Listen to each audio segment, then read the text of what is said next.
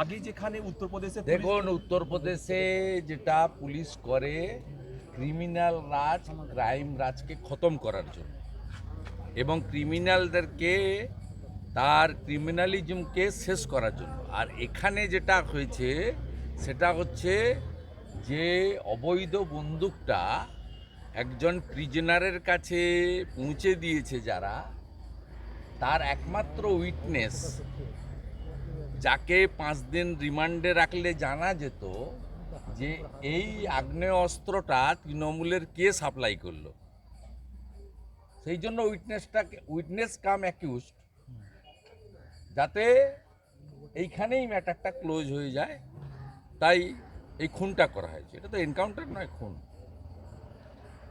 নওশাদ সিদ্দিকী বলছে বলির বকরা করা হচ্ছে ইয়েকে, সঞ্জয় রায়কে, দুজন জামিন পেয়ে গেল না, না, এবং আমি- সেখানে ডিলে হচ্ছে, কেন্দ্র রাজ্য যোগসাজশে তদন্ত না, একটু আমি ধীর গতিতে এটা চলছে। নিয়ে প্রশ্ন করব না, আমি বলবো না। আমরা এটা নিয়ে আমাদের পশ্চিমবঙ্গের সকলের স্ট্যান্ড, দেখুন, এটা অভয়া ইস্যু রাজনীতির ঊর্ধ্বে, এটা একটা সামাজিক ব্যাধি এবং মর্মান্তিক, এবং এখানে যে কোনো রাজনৈতিক দল বা যে কোনো প্রফেশনাল লোক তার বাড়িতে কিন্তু শুধু তাদের মানসিকতা না, বাড়ির মধ্যেও নাড়া পড়েছে। আপনাদের নিজেদের বাড়িতেও এটা, কত সাধারণ মানুষ, লক্ষ লক্ষ লোক নেমেছে, কোনো রাজনৈতিক দলতে তো নামায়নি। তো এটা খুব মর্মান্তিক ইস্যু, এবং এক্ষেত্রে খুব পরিষ্কার আমার অন্তত স্ট্যান্ড, আমি বারে বারে বলেছি যে সঞ্জয় রায় হয়তো দোষী, কোর্ট একটু আগেই তাকে দোষী সাব্যস্ত করেছেন, সোমবার সাজা ঘোষণা করবেন, ক্যাপিটাল পানিশমেন্টই হয় এসব সাজাতে ভারতীয় ন্যায় সংহিতাতে। কিন্তু আমার যে দুটো টেকনিক্যাল ইস্যু ডাক্তাররা এবং ওনার আমাদের ডাক্তার বোনের কলিগরা তুলেছেন বা সিনিয়র ডক্টররা, এক্সপার্টরা তুলেছেন, এটা কিন্তু বিচারটাকে কমপ্লিট করতে হবে।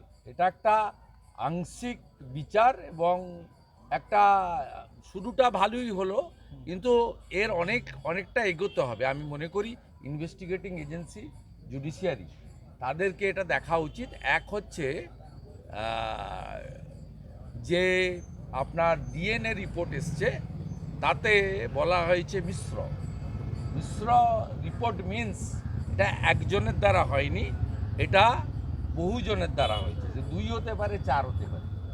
দ্বিতীয় হচ্ছে ফরেনসিকের যে রিপোর্ট এসছে, তাতে ধস্তাধস্তির কোনো চিহ্ন নেই। তাহলে একমাত্র একজন যদি করে থাকে, তাহলে ধস্তাধস্তির চিহ্ন থাকাটা উচিত ছিল বলে প্রাথমিকভাবে মনে হয়, কিন্তু আমরা এক্সপার্ট নই। কিন্তু এই ফরেনসিক রিপোর্টেও ধস্তাধস্তির চিহ্ন নেই, মানে অত্যন্ত নির্দয়ভাবে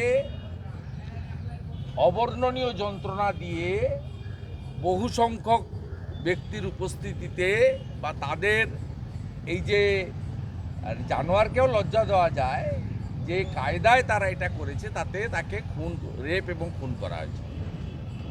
আমরা ইনিশিয়ালি যা হয়েছে, ইনভেস্টিগেটিং এজেন্সি বা জুডিশিয়ারির যে আজকে পানিশমেন্ট ডিক্লেয়ার, এটাকে ওয়েলকাম করে এই অমীমাংসিত বিষয়গুলি নিয়ে যেটা ডাক্তারবাবুরা তুলছেন, এবং রিপোর্টে যদি সত্যি এইগুলো ডিএনএ বা ফরেনসিকে থেকে থাকে, বা তার পরিবার, বাবা মা যেসব অভিযোগ করছেন, এর নিষ্পত্তি হওয়া উচিত।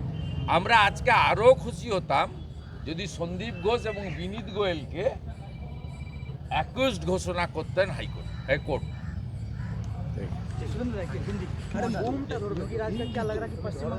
देखिए, जोगी जी का वहाँ जो हो रहा है, वो सुरक्षा के लिए जोगी जी कर रहा है, खास करके व्यापारी, बेटी, बहन, ये सुरक्षा के लिए किया।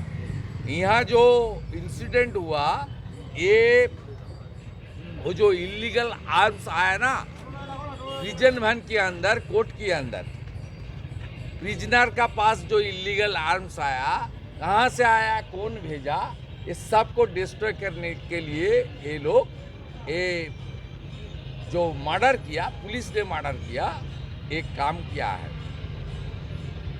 ये एनकाउंटर नहीं है, एनकाउंटर नहीं, ये सब बोले पुलिस बोला कि बांग्लादेश पे भागल। ও সব নাটকবাজি করতে গিয়েছিল, তবে হিন্দুদের ভয় পাচ্ছে মমতা, এটা খুব ভালো লাগছে।